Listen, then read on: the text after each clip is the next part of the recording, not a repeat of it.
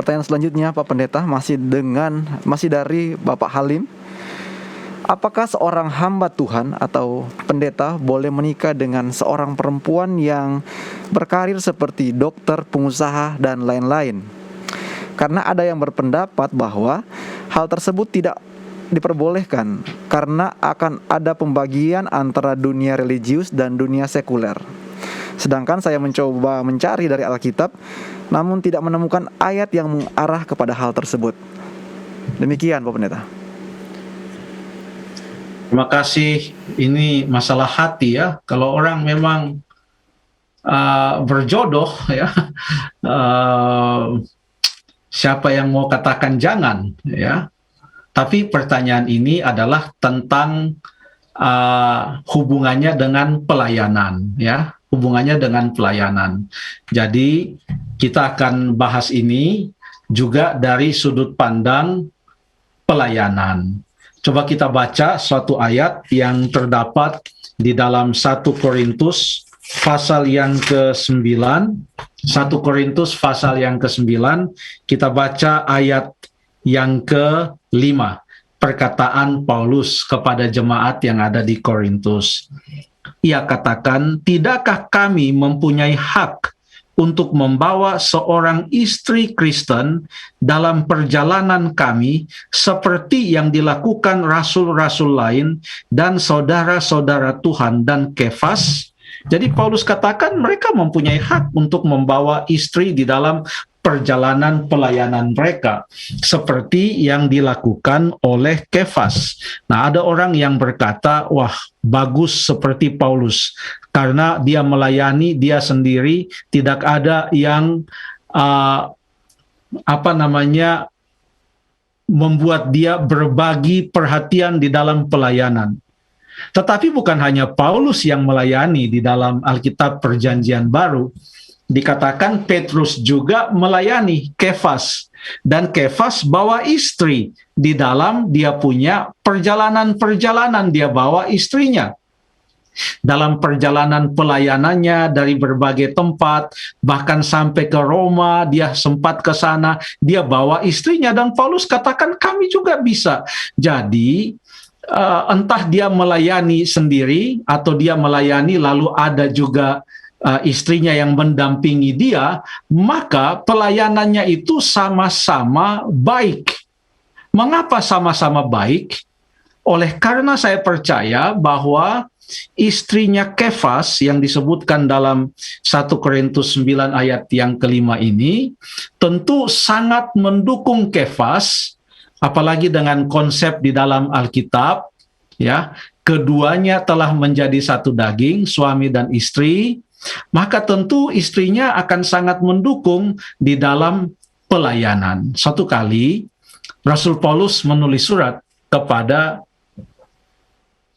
Timotius. Timotius adalah kalau boleh dikatakan murid dari Paulus, di mana Paulus adalah merupakan mentor atau pembimbing dari Timotius. Satu kali Paulus tulis surat kepada Timotius. Kita boleh buka Alkitab di dalam 2 Timotius pasal yang kedua. 2 Timotius pasal yang kedua ayat yang keempat. 2 Timotius pasal yang kedua ayat yang keempat. Seorang prajurit yang sedang berjuang tidak memusingkan dirinya dengan soal-soal penghidupannya, supaya dengan demikian ia berkenan kepada komandannya. Ya, seorang prajurit yang sedang berjuang tidak memusingkan dirinya dengan soal-soal penghidupannya, supaya dengan demikian ia berkenan kepada komandannya. Rupanya ada hal-hal yang bisa membuat orang itu sampai dipusingkan. Sehingga kalau dia sudah dipusingkan, dia tidak bisa lagi fokus. Dan ini nasihat yang sangat tepat dari seorang senior, yaitu Rasul Paulus, kepada juniornya, yaitu Timotius. Yang saya mau garis bawahi di sini adalah kata memusingkan. Seorang prajurit yang sedang berjuang tidak memusingkan. Arti kata dari memusingkan ini seperti sesuatu yang kusut, entangled, yang susah untuk diuraikan. Untuk diuraikan kembali kalau sudah kusut dan saling terikat satu sama lain.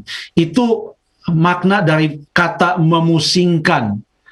Jadi ini bukan tentang perbedaan antara dunia religius dan dunia sekuler, ya, tetapi ini tentang suatu keadaan di mana seseorang, karena pertanyaannya adalah tentang pelayan, biarlah seorang pelayan Tuhan itu betul-betul mempunyai seorang pendamping yang pekerjaannya tidak menjadi beban dan memusingkan pikiran dari si pelayan tersebut, dan bukan hanya memusingkan, tetapi membuat pelayan tersebut juga terikut di dalam pekerjaan dan pemikiran tentang usaha-usaha tersebut, sehingga dia entangled, dia betul-betul terikat, atau dia seperti jadi kusut begitu, tidak bisa dia fokus lagi.